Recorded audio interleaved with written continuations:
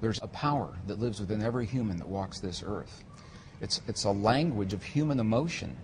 And the power of human emotion that we typically discount in our culture, not so in other cultures, but in our culture, the power of that emotion to literally change the conditions that we're talking about, the conditions of the healing within our bodies. And what the experiments are showing is that this power of emotion has the ability to influence not only our bodies biologically, but beyond our bodies into the physical world on the quantum level. It is a powerful language that other cultures apparently know very well. And in the West, when science came in, science discounted the effects of things that cannot be seen and measured directly 400 years ago.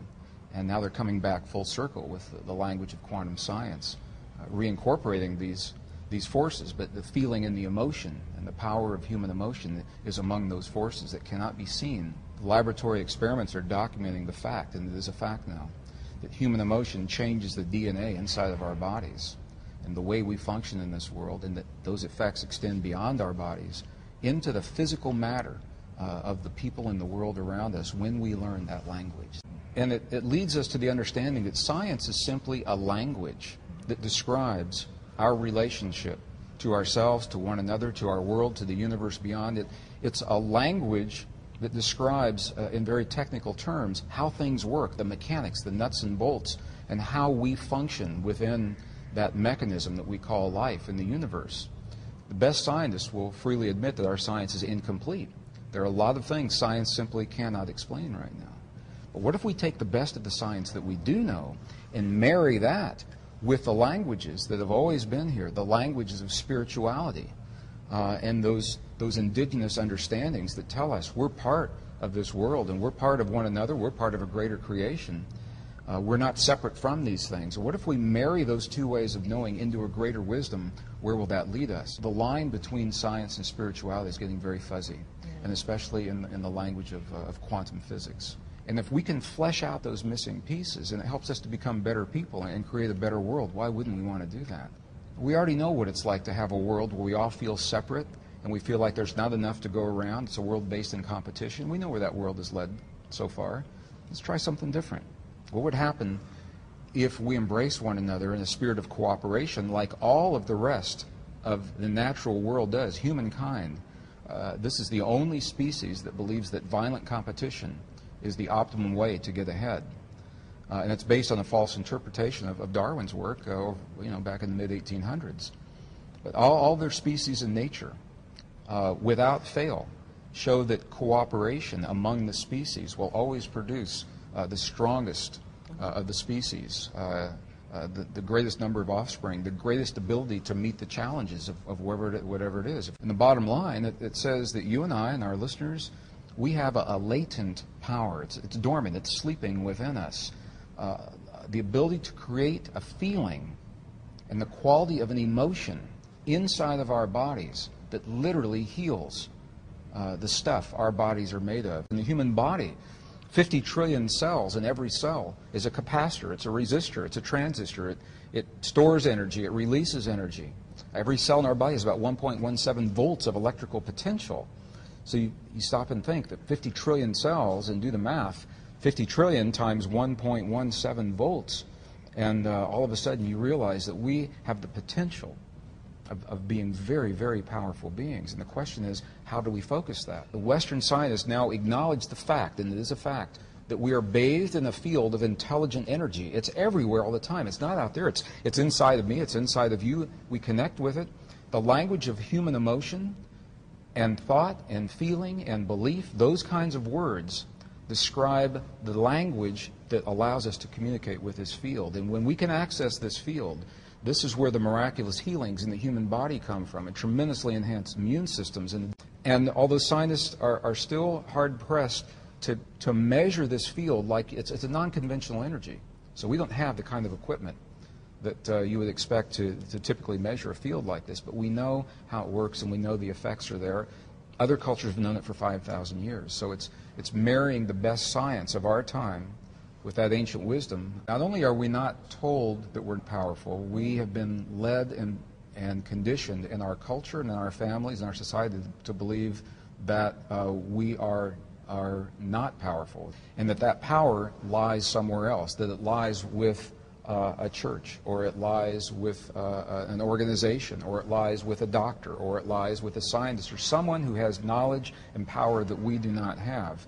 And so when we find ourselves faced with situations in our lives that push us to the very edge of who we believe we believe that we have to go to someone else. So it's about personal responsibility, personal power, and recognizing that we are part of rather than separate from our world.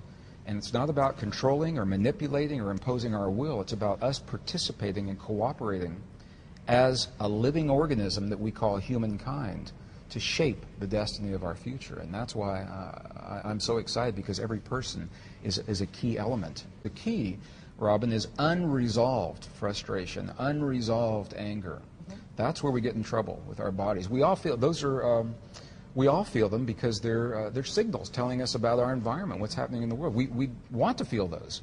The key is when we do feel them to recognize what they're saying and what to do about them, what they mean to us personally, and to resolve and reconcile whatever it is that is being brought to our attention in that moment. And the language of our heart speaks to the stuff our world is made of, to our bodies and to the physical reality of this world. The world will mirror back what it is that we're feeling in our hearts. When we're feeling anger, hate, jealousy, rage, you're going to see it in your relationships, you're going to see it in your health, you're going to see it in your body. Intuitively, we know that. And the flip side works as well. The key is to hone that feeling of peace or of healing, to feel the things as if they've already happened, to feel the peace in our world as if it's already happened, or the healing in our loved ones as if that healing has already happened. And in that way, we are giving this field something to work with, so it can mirror that back in the quantum world. Yep. And there are all kinds of self-help. Everyone learns differently, so what works for my anger and your anger or someone else's may not be the same thing. But the key is to honor the language of human emotion in our hearts. Forgiveness is vital. It's necessary for us to move forward in our lives. We'll all have experiences where we feel betrayed or hurt, where we feel that something has been taken from us by those who had power over us, either physically, emotionally, materially, something like that. We'll all have those experiences. The key to transcending those is to get past them, and you can't get past them by sweeping them under the carpet. Compassion is the word that the Buddhist traditions, we go in those monasteries in Tibet, they look at what's happened to their lives and what they've lost, and you're hard-pressed to find an angry Buddhist in the monasteries in Tibet. And in the pre-Judeo-Christian traditions, there was a sect called the Essenes, E-S-S-E-N-E-S. They wrote entire texts about how we get through those times in our lives, and they said what we do is we bless the things that hurt us. When we bless the things that hurt us, we're actually acknowledging, bringing that forward, just saying, yes, it happened, and then that allows them to work through that energy and to transcend the energy. When you bless something long enough, it's just something that everyone has to experience on their own. It actually changes chemically what happens in our bodies. And when we understand that the world around us, and this is the language of quantum physics, when the world around us, we understand it's nothing more and nothing less than a mirror of what we have become from within. Our anger, our hate, our rage, our jealousy, as individuals, is mirrored around us and collectively. Our love, our compassion, our forgiveness, our understanding. So I think this is the generation that gets to learn that new way of being and embrace. And I acknowledge as a scientist, this is a very different way of thinking about the world. It's very different from what I was taught and trained and conditioned on the one hand. On the other hand, it's what the science is showing, and the evidence. We can talk about the experiments, and the evidence is out there showing that the emotions that we hold in here become the physical reality in the world around. They literally turn the atoms off and on of the stuff that our world and our bodies are made of. And that is a huge statement to make, and it's a very, very empowering way to look at the world. When we choose peace and healing and love and compassion and forgiveness and understanding and tolerance in our hearts, we know that changes the chemistry in our bodies and we're healthier. That's a fact. We also know that those changes extend to the world around us, into our communities and families, in ways that can be measured, and that's a fact. And with those two facts, I think that we can move on in this 21st century and not let the frightening conditions of the world disempower us. We can look at that world square in the eye and say, yes, these things have happened, but there's a power within us, and maybe we'll outgrow the need for war.